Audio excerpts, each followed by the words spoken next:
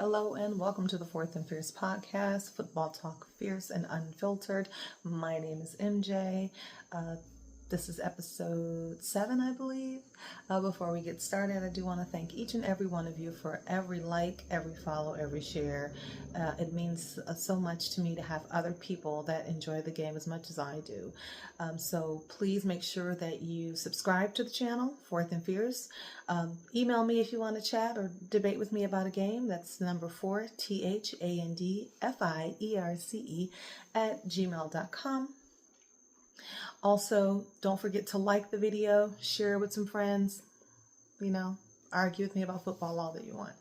And we have football to talk. This is a really good weekend for us that love the game, even if you're just a preseason fan. So we're going to jump right into my favorite stories of the weekend.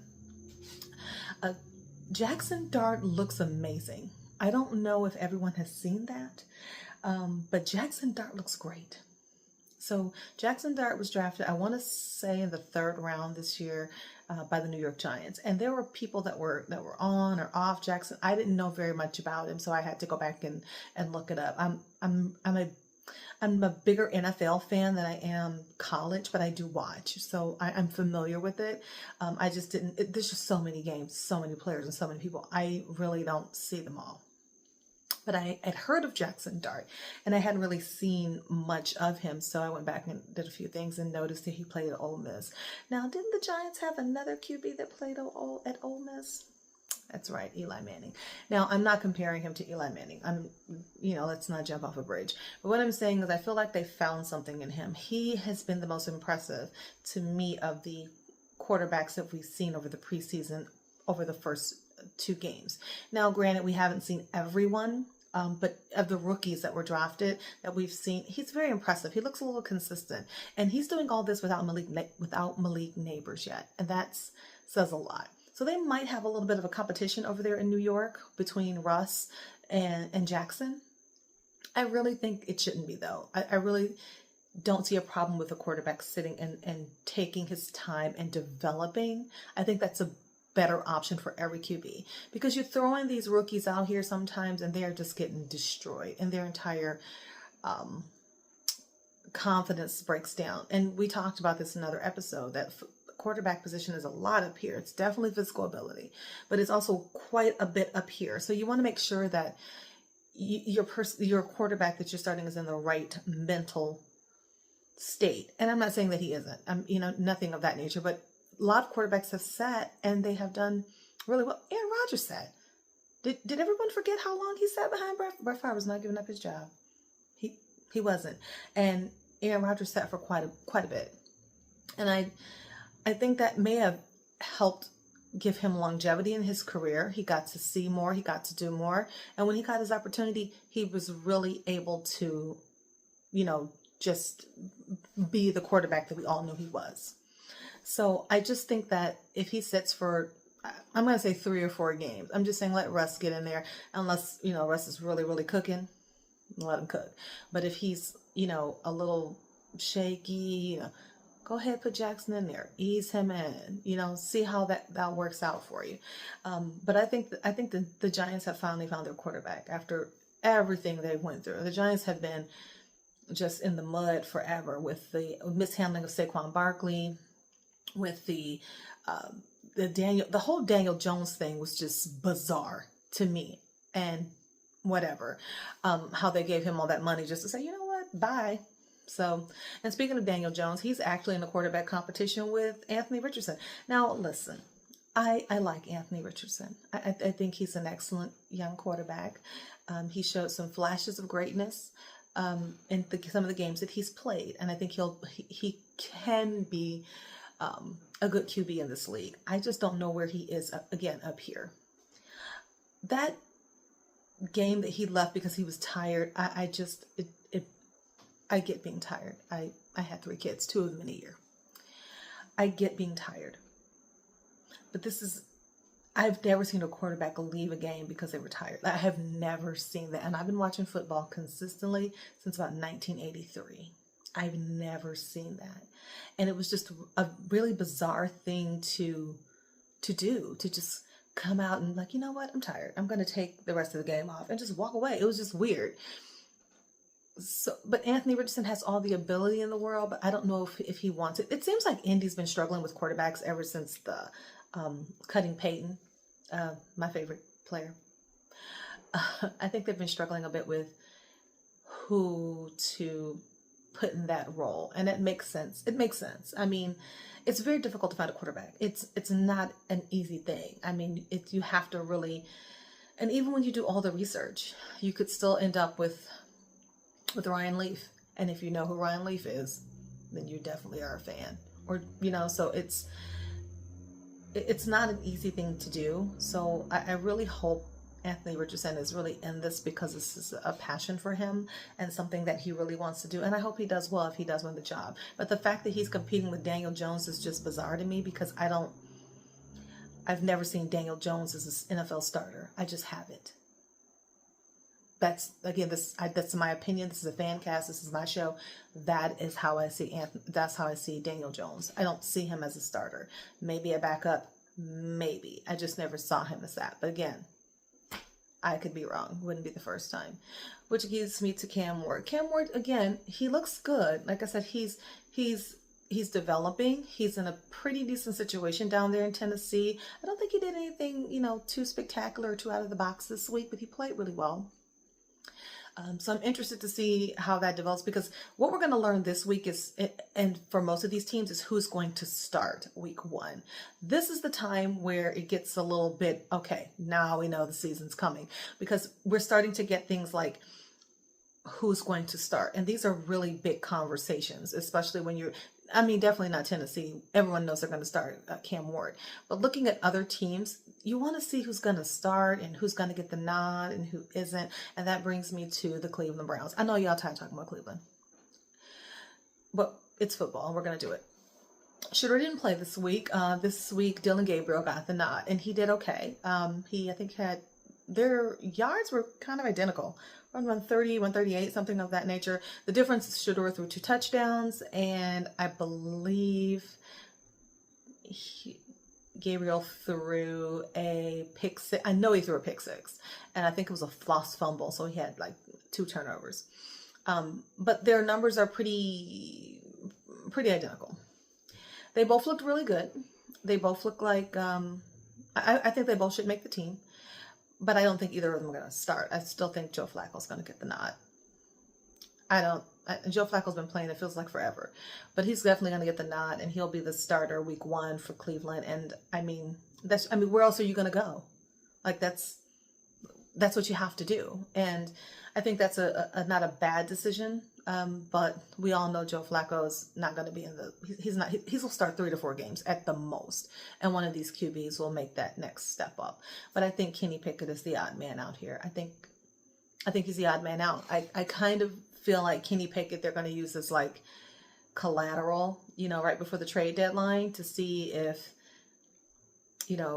things aren't going their way or they want to pick up a player, they're one piece away, they're going to be like, hey, we'll give you Kenny Pickett for whatever. So I think that's where Kenny Pickett lands in all of this with the Cleveland Browns. But I'm really interested to see, again, the continued development of these quarterbacks. Now, I know everyone's talking about Dylan Gabriel's interview. I don't think it was that bad. He did indicate that there are it was funny to me. He indicated there were stars and there were competitors. Now, he didn't say who was what, but then he had another press conference later where he cleared up, that he was referencing the media and not his fellow teammates. Now, again, I'm not going to say that what he meant because I can't tell what anybody was thinking. But let's not forget Dylan Gabriel played in Oregon. And if you all remember what the Oregon coach said about Colorado and their team and players, and I'm just going to leave it at that. And you all can go ahead and look that up on your own. So we're going to jump to my least favorite subject, Ben Johnson. Now, I'm a Lions fan. I'm a Lions fan. I've been a Lions fan all my life. I think my dad would have brought me home in Lions gear if my mom would have let him. But Ben Johnson going right to Chicago, it irked me. It irritated me so very much for you to go right down the street. Like, what are you doing? Anyway, I'm not going to jump into that. But what I will say is that Ben Johnson is getting something out of Caleb that I don't think anybody else was able to get out of him. And that says a lot. This preseason game they had this week where they played Buffalo. Now, granted, they didn't play first stringers or anything like that. But again, what you're looking for is development, awareness, what they do well, what they're struggling. You're not looking for them to, you know, this may not all carry over into the league, is what I'm saying. You know, like he was going to run up in Baltimore defense at some point. It's not going to be that easy. But they beat Buffalo 38-0, and he looked really good doing it. He threw a lot down the middle of the field, which you don't see very much in the NFL. And you know, not to this capacity. You see a lot of, you know, outside routes, things like that. You don't see a lot. And he threw up the field, the middle of the field, quite a bit. I can't even talk today. I need to get this coffee in me.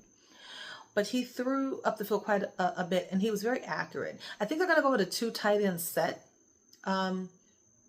And they looked good. They looked really good. I think they drafted a tight end too.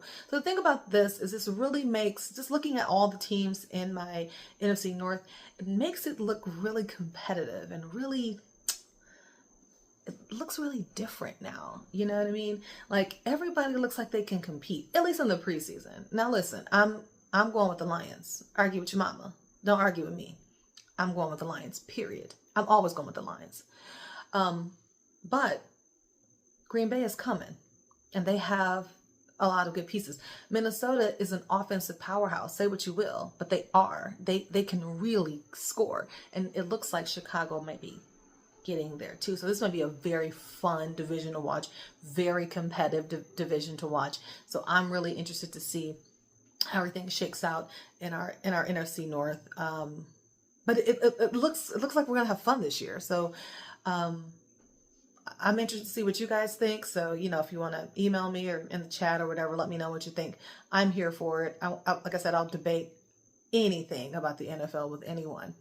But there's no Travis Hunter this week. That was something big for me because I like Travis. I think Travis is an interesting guy. I think he was battling a little bit of an injury, but we did get to see more of Trevor Lawrence, and he struggled a bit.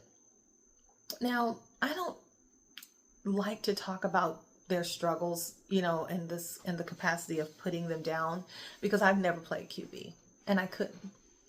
But he did look like, for someone who's been in the league for as long as he's been, with some of the successes and things he had, he struggled a bit in preseason, and it worried me just a tad. It didn't worry me enough for me to think, oh my God, they're gonna bench Trevor Lawrence. They're not benching Trevor Lawrence. Okay, they're just not doing that. He'll definitely be the starter. I can't foresee him not being the starter in the foreseeable future. But he does look like he's struggling, and I just don't understand, because it looks like Jacksonville and Doug Peterson have been really putting things in place to help him succeed, and it just seems like he doesn't necessarily get over that, and I don't really get it, because he has all the talent in the world, and he does have the pieces in place to do well. So I hope these are just little kinks that he's getting out in the preseason, and that once we transfer to the NFL, to the regular season games, that he'll have work through some of these things, and he looks at the tape and, you know, get some of these things corrected. It's the same thing with Justin Fields. Now, they are hammering Justin Fields in the media today, and I don't know why, saying that he should be developed more, he should be done more. You've got to have a little more grace for Justin Fields. I'm sorry, you just do. He played in Chicago with the entire time he was there. He didn't have the same offensive coordinator, I think, for a year. I don't think he had the same one all year. And then he went to Pittsburgh, where he rarely got to play or do anything or really develop. So, I mean, let's have a little bit of grace for this young man. Okay, again, the ability is there. The problem with these quarterbacks is they are beat down up here. And that really takes away from everything, because you need to be able to think on the fly. You need to be able to be very quick. You need to be able to be to make a split-second decision when you are an NFL starting quarterback. And I don't think beating this young man down is the way to go. I don't think that's the way to go for him. I think he can. Aaron Glenn is going to put that defense together. he's gonna do that. Aaron Glenn is the defensive guy. I love me some Aaron Glenn. Y'all know that. He was our defensive coordinator over here, and he's going to get it together. I'm not worried about that. I am a little bit concerned about that offense because they've always had the weapons. They had the weapons with Aaron Rodgers and couldn't get it done. So I'm a little bit concerned to see how they're going to make those moves as far as the offense, because they have a decent running game. They have wide receivers. So I want to give a little more grace to Justin Fields. I don't think the Jets by any stretch of the imagination are going to win the division. I don't even know if they're going to make the playoffs, but I believe they can start putting it together where they're getting closer to that, maybe a year or two being being in the playoffs, because that division that's Buffalo's division. It's just Buffalo's division. It has been, and it always will be. Sorry about that, guys. We have a little technical difficulty with the lighting. But that is Buffalo's division, and it will be Buffalo's division. I don't see anyone coming in and taking over Buffalo for right now. Miami's having some struggles, with dealing with Tua and the injuries. The Patriots are kind of in a rebuilding stage still. I don't know what the Jets are going to be, and Buffalo's just going to run away with it. It just is what it is. I mean, that's just what it is. But in any event, I'm just excited to see how some of these things play out as the season progresses and comes on board, and we get to see more of these players and more of these games. And like I said, I'm a huge NFL fan, so we have some big NFL news, at least for me. So a couple weeks ago, I want to say I talked about NFL networks, some of their holdings like Red Zone and some other shows will be purchased by ESPN, and they'll be moving to ESPN. I don't love that. I just don't love that at all. It just upsets me. ESPN has a tendency to, I don't know. All these morality clauses, and I understand why they're in place. I understand why we have them. So we want to make sure we have the right people in the right position to do the right thing and make the right decisions. I get all of those things. But what really grinds my gears or creams my corn, as my grandma used to say, rest in heaven, grandma, is how they change things. I don't want them to mess up Red Zone. I literally don't. Red Zone is perfect. Scott Hansen, getting the way they fly. They're gonna do something, because this is ESPN. This is what they do. They're gonna do something to just kind of wreck it for all of us, and we're all gonna be upset. But that's not even what the big news that I have regarding ESPN. So, like I said, I've been watching football since the 80s. 83. I think. I have to check. 83. And then watching the game for this many years, I have a rich history of a lot of things that I saw. And one of the first programs I watched with my dad was SportsCenter. And at the time, many, many years ago, it was Rich Eisen and Stuart Scott, rest in heaven, Stuart Scott. And for the first time tonight, for our Monday night game, for the first time tonight, we are going to get Rich Eisen on ESPN. We haven't had Rich Eisen on ESPN in over 20 years. I'm interested to see. Rich Eisen's my favorite. He's my favorite. When he left ESPN to NFL Network, I went with him. I'm not watching this anymore. I'm going with my guy. He's the first podcast I ever subscribed to, listened to. He's the reason I got an iPad. Now listen, if you know me, you know I do not do Apple products. I got this MacBook. I don't even know how to work the sucker. It's just sitting behind me on my second desk. I don't even want it. But I am a Samsung girly. I like my Samsung phone, which I'm recording on right now. I like my Samsung laptop. I like my tablet. I like my earbuds, my headphones, everything. I just buy Samsung. But I got an iPad so I could go, because at the time, Rich Eisen Podcast was only on Apple. So I got an iPad so I could watch my guy. That is my guy. And I'm interested to see him on, and he went to Michigan, but I'm not going to get into that. I'm interested to see my guy on in ESPN again for the first time in forever. Like it's nice. I hate that Stuart Scott's not with us because that would be just great to see Rich Eisen and Stuart Scott together again on ESPN. But again, I'm going to check out the game tonight. We get Monday night preseason football. I'm going to watch it. We'll see how it goes. How well the game is.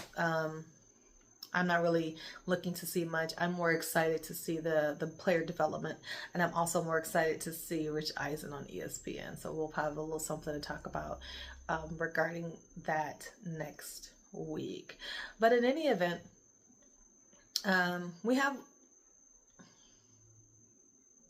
I haven't decided if I'm going to play fantasy football yet. I think I am. I haven't played in a while. So if anyone wants to start a league, or you're in a league, want to invite me in, shoot me an email. I would love to get in there and play. Now, I have to be honest with you. I am very, very competitive. Not only am I competitive, I have a very bad potty mouth when it comes to football. I've been really good on this podcast. I'm really doing well, but I have a really bad potty mouth, and I can be a little aggressive and say some very fierce things when I'm on the games. But I love playing fantasy football. I used to play with my family, but everybody's too grown to play with me now. And now that betting's legal in my state, no one really wants to play. But I love fantasy football. So if you guys want to play, hit me up in the email, in the chat. I would love to join a league. And we can, play games that way, interact. I would love that. I think this year I'm probably going to do a couple of live episodes at different sports bars in my city. I'll probably bring my best friend along. She doesn't watch football, so she's going to be super boring. But it'll be a good time for us. I'm just trying to find good ways to interact with all of you, so we can, really connect on a game that we love. And we have our season popping up in about 2 weeks here. So I really want to have some fun with you guys and, interact and jump on board and do a few of these little fun things that we can do together. Like I said, I love football and I watch it all day. Speaking of loving football, August 21st, college is back. College is back. And I'm a Michigan girlie, so that means what? We don't do Ohio State over here.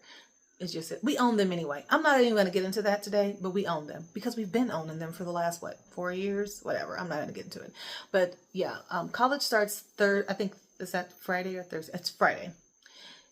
It's Thursday. College starts Thursday, so we're all excited to go ahead and check out a few college games. So that's some pretty fun football action for everybody. But in any event, that's all I have this week. We don't have very much. I'm grateful again for each and every click, each and every view, everyone that takes the time and opportunity to come on this page and talk to me, to view this video, to like it, to share it. I greatly appreciate it. If you have a show or a podcast or something on YouTube or SoundCloud or TikTok, and you reach out, I'll love to support as many people as I can, because we all have our passions and we all have the things that bring us joy, and this is something for me, and I would love to support those who have their passion and out here pursuing something that brings them joy and happiness. So feel free, like I said, reach out to me. You can reach out to my email, fourthandfierce@gmail.com. So number 4, THANDFIERCE, or you can leave a comment under one of under my videos. I love talking to you guys. This has been great. And this has been episode 8. So remember, if you want to talk football, let's do it. And let's do it fiercely.